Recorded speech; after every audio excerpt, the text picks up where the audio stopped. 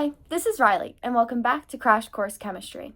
The first concept we will be discussing in today's video is enthalpy.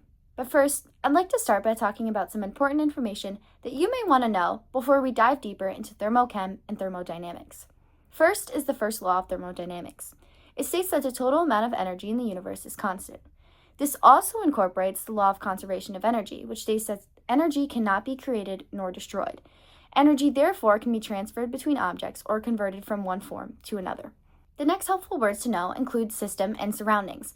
We define the system as the material or process within which we are studying the energy changes, and we define the surroundings as everything else with which the system can exchange energy. What we study is the exchange of energy between the system and surroundings. The last three terms you should be familiar with are heat, work, and internal energy. Energy is exchanged by the system and surroundings through either heat exchange or work being done. Heat is a transfer of thermal energy.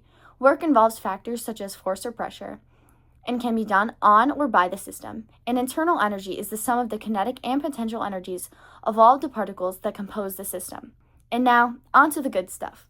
Enthalpy is defined as the sum of the internal energy of the system and the product of pressure and volume, otherwise known as this equation. Enthalpy is a state function, meaning that it is a property whose value does not depend on the path taken to reach that specific value. The change in enthalpy of a reaction, which is depicted by delta H, is the heat evolved in a reaction at a constant temperature. Usually, the change in internal energy is similar in value to the change in enthalpy for a reaction, differing more for reactions as they produce or use larger quantities of gas. Next, let's talk a little bit about exothermic and endothermic reactions. As seen in the image, when the change in enthalpy is negative, heat is being released by the system. This is known as an exothermic reaction. When the change in enthalpy is positive, heat is being absorbed by the system. This is known as an endothermic reaction. Now, let's discuss how we can calculate enthalpy. We can do so by using stoichiometry, calorimetry, tables of standard values, and Hess's law, bond energies, and a system of equations. Enthalpy is calculated using stoichiometry by using the balanced chemical equation as a conversion factor and the given enthalpy change for the reaction. Remember to determine whether the reaction is exothermic or endothermic and that delta H has units of kilojoules per mole. The problem reads, upon adding solid potassium hydroxide pellets to water, the following reaction takes place. Answer the following questions regarding the addition of 14 grams of KOH to water. Does the beaker get warmer or colder? Is the reaction endothermic or exothermic? And what is the enthalpy change for the dissolution of the 14 grams of KOH? We start by taking the given, which is 14 grams of KOH, and converting that to moles of KOH by using the molar mass of KOH as our conversion factor. Next, we use the conversion factor of 1 mole of KOH for the enthalpy change of negative 43 kilojoules to calculate the enthalpy change for the dissolution of the 14 grams of KOH. When multiplied and divided out, the value is negative 10.7 kilojoules. The enthalpy change for the reaction is negative because an exothermic reaction is taking place. The beaker, therefore, gets warmer. Enthalpy is calculated using calorimetry, more specifically coffee cup, often by finding the total volume and mass of a solution, calculating the temperature change, the heat absorbed by the solution through use of the Q is equal to mc delta T equation, and the number of moles of each of the compounds that have reacted. That allows you to calculate your enthalpy change. Next, enthalpy is calculated using a table of standard values in Hess's law, also known as heat of formation, by identifying the reactants and products in the given chemical equation, writing down the standard enthalpies of formation for each substance using the provided table, calculating the sum of enthalpies of formation for both reactants and products, and then subtracting the reactant value from the product value. Enthalpy is also calculated using a system of equations by deciding how to rearrange equations such that the reactants and products are on appropriate sides of the arrows in the chemical equation. If an equation has to be reversed, also reverse the sign of delta H of the reaction. And if an equation had to be multiplied by a given factor to obtain correct coefficients, also multiply delta H of the reaction by this factor. Then, double check to ensure that everything cancels out to give you the exact summary chemical equation you desire. Lastly, enthalpy is calculated using bond energies by using the equation delta H is equal to the sum of bond energies broken plus the negative of the sum of bond energies formed for the provided chemical equation and bond energy values. You may have to multiply these values to account for the number of bonds. Also, a reminder that may be useful for this type of calculation. Energy must be added or absorbed to break bonds. Energy is released when bonds are formed. That concludes our discussion about enthalpy. You will better understand the relationship between enthalpy, entropy, and Gibbs free energy, which are all explained later in this video, if you pay attention closely to the next few parts. Hi, I'm Mimi, and I'm here to talk about entropy. Entropy is defined as a thermodynamic function that describes the number of arrangements that are available to a system existing in a given state. In other words, it is a measure of the disorder of a system. An idea that ties very closely with entropy is the second law of thermodynamics, which states that the universe is constantly increasing the dispersal of matter and energy. This law helps predict whether a process will occur under provided conditions. If the reaction can occur without any external input, then it is considered a spontaneous reaction. If it needs an energy source, then it is non-spontaneous. If a process is spontaneous in one direction, it is non-spontaneous in the other. This is because there is a net release of energy as it proceeds in one direction, thus more is required to transform it back. This is supported by the first law of thermodynamics, which we talked about earlier. This aforementioned net release of energy in entropy is represented by delta S. From here, one can use Hess's law to calculate this change, products minus reactants. Entropy change is favorable when the result is a more random system.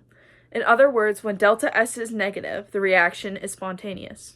So what this graph is basically saying is if the entropy of the surroundings is positive and the entropy of the system is negative, then the net entropy change of the universe will be positive. There are scenarios that increase the entropy: states of matter, quantity of molecules, temperature, and dissociation into ions. First, the state of matter can have a large impact on entropy. Reactions whose products are in a more random state leads to the products having greater entropy as it is more chaotic. When thinking about this in terms of Hess's law, if the product is larger, the change in entropy will be negative. Another way that entropy can change significantly is from the quantity of molecules. Reactions that have larger numbers of product molecules than reactant molecules increase the molar mass. The larger the molar mass, the larger the entropy. Available energy states are more closely spaced, allowing more dispersal of energy through the states. Third, solids dissociating into ions upon dissolving can increase the entropy. Dissolved solids generally have larger entropy, distributing particles throughout the mixture. Finally, temperature can impact the entropy of a reaction.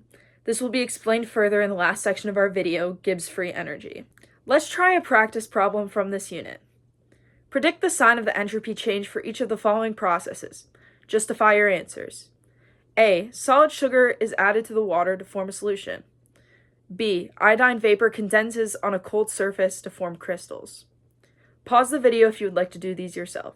If not, keep watching. Okay, so for part A, it can be gathered that the entropy change is positive. Dissolving sugar in water increases the number of possible arrangements of molecules, leading to a greater degree of disorder within the system. And in part B, the entropy change is negative. The formation of crystals is a state change from a gas to a solid, and as the molecules become more ordered and defined, there is a decrease in entropy. Hi, I will be giving the crash course on Gibbs free energy. The calculation of Gibbs free energy determines whether a reaction is thermodynamically favored or not. Negative delta G indicates that the reaction is thermodynamically favored, while a positive delta G indicates that the reaction is not thermodynamically favored. Gibbs free energy can be calculated using 5 methods. The first method is the Big Mama equation, shown here, which uses the standard molar free energy values for both products and reactants to find the delta G of the total reaction. The next method is the Granddaddy equation, shown here, which is used for calculating free energy at a constant temperature. The third method is using Hess's law, which is a method that allows you to rearrange the chemical reaction in a way that will deliver a goal equation, and then this equation can be used to find a certain value. The fourth method is known as RATLink, which allows you to calculate free energy at standard conditions using a given temperature and equilibrium constant. And in this equation, the R value will be equal to 8.3145 joules per mole K. The final method is using the minus Numph equation, which uses the given cell potential, Faraday's constant, and the number of moles of electrons involved. Gibbs free energy can also be used to calculate the phase change temperature of a substance when the system is at equilibrium. So an example of this is shown here, And in this example, we are calculating the boiling point of the vaporization of water. So we're given that the molar enthalpy of vaporization is 44 kilojoules per mole, and the entropy of vaporization is 0.1188 kilojoules per mole K. Because we know the system's at equilibrium, we can use the granddaddy equation to calculate the thermodynamic boiling point in Kelvin. So we can rearrange this equation to give us the temperature by dividing the enthalpy change by the change in entropy. So we can substitute in the values and then divide the 44 kilojoules per mole by the 0.1188 kilojoules per mole to get that the boiling point is 370 degrees Kelvin. Gibbs free energy is also heavily influenced by entropy and enthalpy, as we saw there, and as we see in this table. When delta H is negative and delta S is positive, the system will be thermodynamically favorable at all temperatures. However, when delta H is positive and delta S is negative, the system will never be thermodynamically favorable. And finally, Gibbs free energy is also related to K and E, as we saw in the relationships shown in the 5 methods to calculate Gibbs free energy. So when delta G is 0, the system is at equilibrium, and this means that K is equal to 1 and E is equal to 0. When delta G is negative, K is greater than 1 and E is positive, meaning that the products in the reaction are favored. And when delta G is positive and K is less than 1, then E is negative, meaning that the reactants are favored in the system.